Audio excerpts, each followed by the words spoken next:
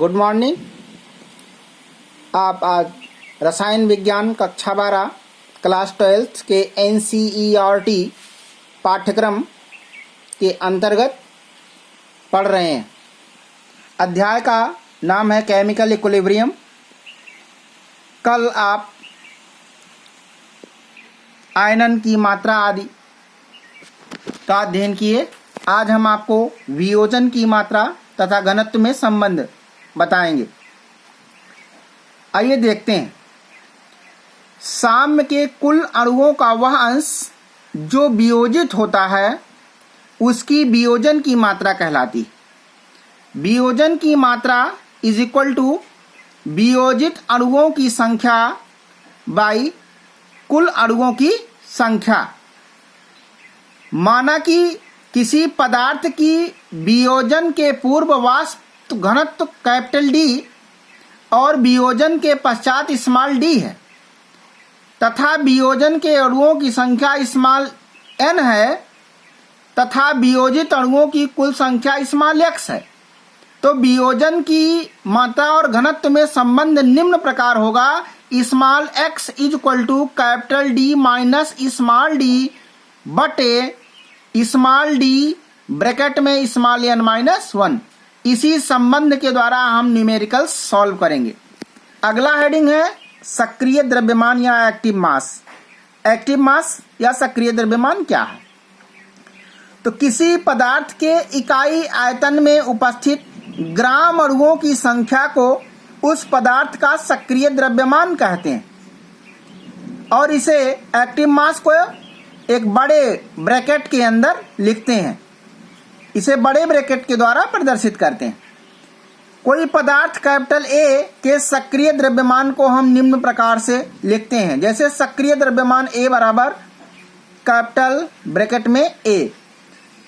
Active mass is equal to gram में मोलों की संख्या बटे आयतन लीटर में, या active mass of A is equal to gram में भार बटे अणुभार और सब के बटे आयतन लीटर में।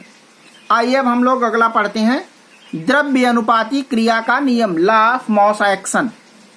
इस नियम के अनुसार किसी पदार्थ की क्रिया की गति उसके सक्रिय द्रव्यमान के प्रोपोर्शनल होती है और किसी रासायनिक अभिक्रिया की गति अभिकारक पदार्थों के एक्टिव मास के गुणनफल के प्रोपोर्शनल होती है। जैसा कि आप समझते हैं, A plus B reversible reaction by C plus D. तो साम्यावस्था में ए बी सी तथा डी के सक्रिय द्रव्यमान क्रमशः ब्रैकेट में ए ब्रैकेट में बी ब्रैकेट में सी व ब्रैकेट में डी होंगे। तो द्रव्य अनुपाती क्रिया के नियमानुसार फॉरवर्ड रिएक्शन की गति proportional to active mass of A and active mass of B, so that equal to K1 bracket में A and active mass B। Backward और फॉरवर्ड बैकवर्ड रिएक्शन की गति प्रोपोर्शनल टू ब्रैकेट में C active mass of C active mass of D is equal to K2 bracket में active mass of C bracket में active mass of D। In case of equilibrium, forward chemical equilibrium is equal to backward chemical equilibrium. On above relation, K1 active mass of A active mass of B is equal to K2 active mass of C active mass of D. तो K1 by K2 is equal to active mass of C active mass of D but A active mass of A active mass of B, where K1 and K2 backward तथा forward अभिक्रियाओं के वेग constant हैं, velocity constant है। इन स्थिरांकों के अनुपात को हम Kc सिंबल से प्रदर्शित करते हैं।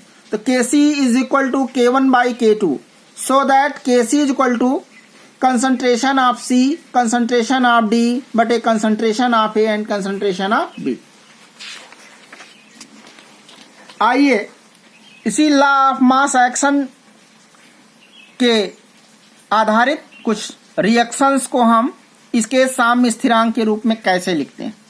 जैसे एक केमिकल रिएक्शन है, small n1 capital A small n2 capital B gives reversible on small m1 capital C plus small m2 capital D. तो इसे साम्य स्थिरांक Kc के फॉर्म में लिखते समय हम लिखते हैं एक्टिव मास ऑफ C के power m1 active mass of D के पावर m2 कुल के बटे एक्टिव मास ऑफ A के power n1 active mass B के पावर n2। इसी प्रकार दूसरा केमिकल रिएक्शन है small a capital A plus small b capital B reversible C capital C plus small d capital D। इसको भी जब हम Kc के रूप में लिखते हैं तो Kc के रूप में लिखने के लिए एक्टिव मास ऑफ C के power small c active mass of D के power small d active mass बटे active mass of power A के स्मॉल a B के पावर स्मॉल b। फिर अगला इक्वेशन है equilibrium equation PCl5 is reversible on PCl3 plus Cl2। साम्य स्थिरांक Kc is equal to concentration of PCl3 and concentration of Cl2 बटे concentration of PCl5। दूसरा हमारा है H2 plus I2 reversible on 2HI। इसको भी जब हम साम्य स्थिरांक Kc के रूप में लिखते हैं तो concentration of HI का पावर 2 बटे concentration of H2 and concentration of I2। इसी प्रकार N2 plus 3H2 equilibrium equation by equilibrium equation is 2NH3। इसको भी जब हम साम्य स्थिरांक Kc के रूप में लिखते हैं तो लिखते हैं NH3 के पावर 2 बटे concentration of N2 and concentration of H2। आइए अब आंशिक दाब के रूप में हम साम्य स्थिरांक को लिखें। बच्चों जो आपने यहाँ बड़े ब्रैकेट का इस्तेमाल किया था, अब आंशिक दाब के रूप में जब हम किसी भी साम्य अभिक्रिया को लिखेंगे तो बड़े ब्रैकेट को हटा करके वहां हम कैपिटल P लिख देते हैं और Kc के जगह पे भी Kp लिख देते हैं। जैसा कि आप जान रहे हैं Kp बराबर Pc के पावर m1 इंटू Pd के पावर m2 Pa के पावर n1 गुणे Pb के पावर n2। ये आप जो पहला इक्वेशन है जैसा कि आप यहाँ देख रहे हैं n1a प्लस n2b, फिर साम्यावस्था की एक चिन्ह है, इक्विलिब्रियम का सिंबल है, उसके बाद m1c प्लस m2d। इसी पहली अभिक्रिया को ही हम Kp के फॉर्म में यहाँ दर्शा रहे हैं जिसको निम्न प्रकार लिखा जाएगा। इसके बाद का अगले वीडियो में आपको दिखाया जाएगा। धन्यवाद।